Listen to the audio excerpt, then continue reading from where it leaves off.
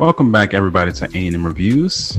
It's Muhammad and Adrian, and we're here to review the Disney Plus original film, or just Marvel film, Black Widow. So, Natasha Romanoff confronts the darker parts of her ledger when a dangerous conspiracy with ties to her past arises. Pursued by a force that will stop at nothing to bring her down, Natasha must deal with her history as a spy and the broken relationships left in her wake long before she became an Avenger. So, what did you get from Black Widow? I will say I got a little more than I expected. I liked it just a tad more than I thought I would. That's saying a lot. That does say a lot. But my overarching issue with the film is, unfortunately, I feel like it just makes it so much more confusing for folks wanting to understand what's happening in the MCU and what order at which it's happening, because they're going back a couple of years, but it's still in recent history, before some major events.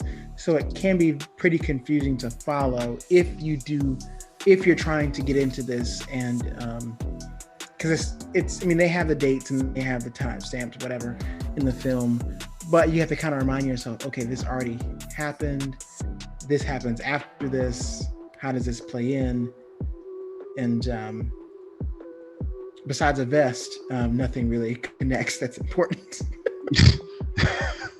Yeah, she really likes her vest. But I have a counter argument where basically, I mean, screw those people. If you want to know what's happening, go catch up. They don't have time to be explaining all this stuff from the past. I feel like this is a pretty good standalone movie where you don't really have to know that much and just watch it for what it is, because they barely connect anything. It's just this certain time in Black Widow's life leading up to Infinity War. I think if you pitch it just as a standalone film that happens in the MCU at this year, yes, I get what you're saying. It is fine on its own, viewing it like that. Yeah. But yeah, I say those people just got to catch up. They can't just keep dragging their feet trying to get in everybody who hasn't watched all the previous films, because it's been many years. I mean, 19, 20 films before this one? Yeah. You got to go back and watch something. I mean, don't just jump right in on the most recent film. Well, even if you're not jumping in, I mean, if you're following these, but not necessarily the most, not researching it like we do, and you're saying, oh, the next one's coming out, and you watch it and you think that's like where this all ends. Like this is the next thing in order. But this is, I think, really you could argue Captain America is somewhat like this, but it's very different in the way that it is the past. And it can be kind of confusing to think about it on an actual timeline of events, which is why, let's say if you watch it that way, then you watch the end and, spoiler alert, she's dead. We already know that because you watch the films. It can kind of leave you like, what? She's dead? But this is...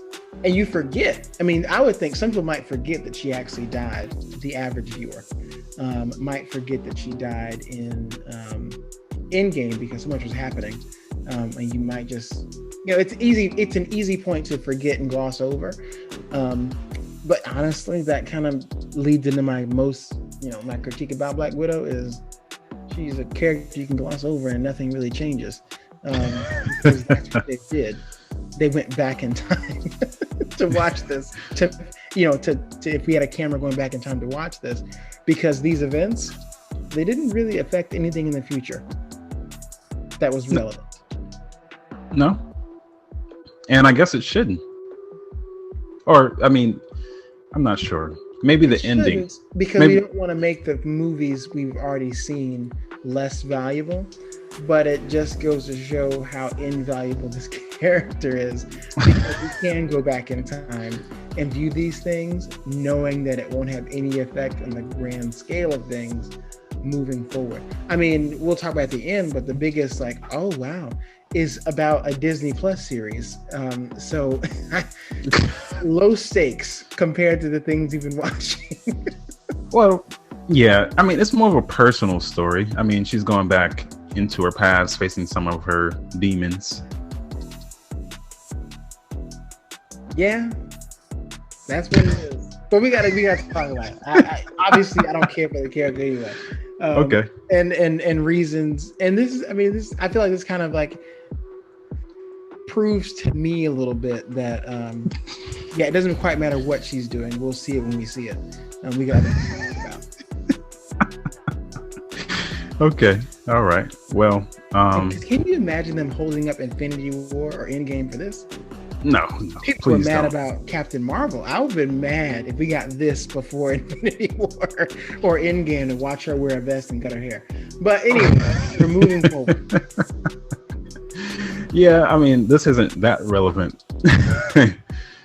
Thanks for watching. And if you would like to be featured on our podcast, make sure to click the link in the description.